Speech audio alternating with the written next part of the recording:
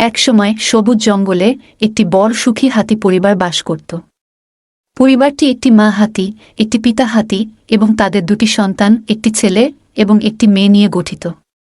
তারা জঙ্গলে তাদের উচ্চস্বরে ভেপু বাজানোর জন্য এবং তাদের বন্ধুদের সাথে কৌতুক খেলার জন্য তাদের ভালোবাসার জন্য পরিচিত ছিল। একদিন পরিবার কাছাকাছি একটি নদীতে পিকনিকে যাওয়ার সিদ্ধান্ত নিয়েছে।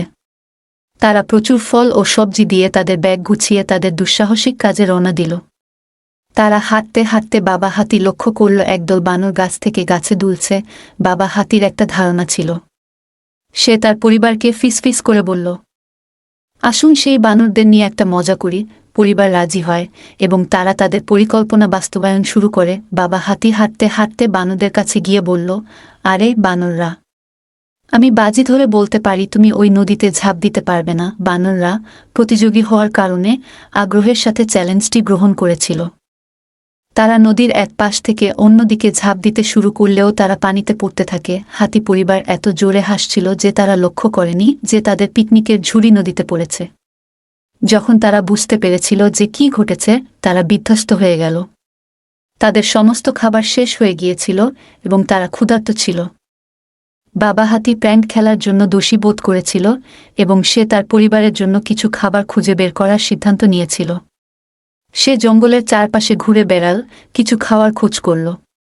তিনি একটি কলা গাছ দেখে ভাবলেন, পারফেক্ট, আমার পরিবার কলা পছন্দ করে। বাবা হাতি একটা কলা ধরতে এগিয়ে গেল, কিন্তু নাগাল পেল না। তিনি তার ট্রাঙ্ক প্রসারিত করার চেষ্টা করেছিলেন, কিন্তু এটি খুব ছোট ছিল। সে গাছে ওঠার সিদ্ধান্ত নিয়েছে, কিন্তু সে খুব ভারী ছিল। তিনি গাছটিকে ধাক্কা দিয়ে নামানোর চেষ্টা করেছিলেন, কিন্তু এটি খুব শক্তিশালী ছিল। বাবা হাতি তার পরিবারের জন্য কলা পেতে বদ্ধপরিকর ছিল, তাই সে একটি নতুন পরিকল্পনা নিয়ে এসেছিল।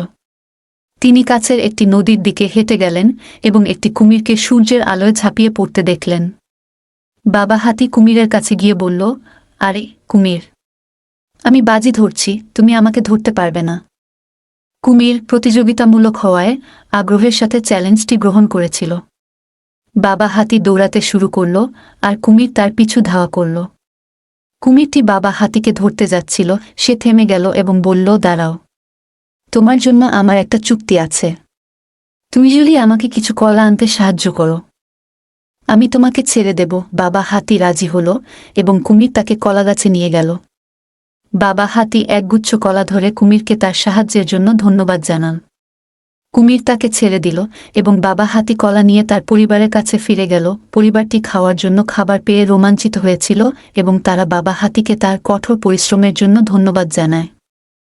তারা সকলেই কলা উপভোগ করেছিল এবং একসাথে দুর্দান্ত সময় কাটিয়েছিল।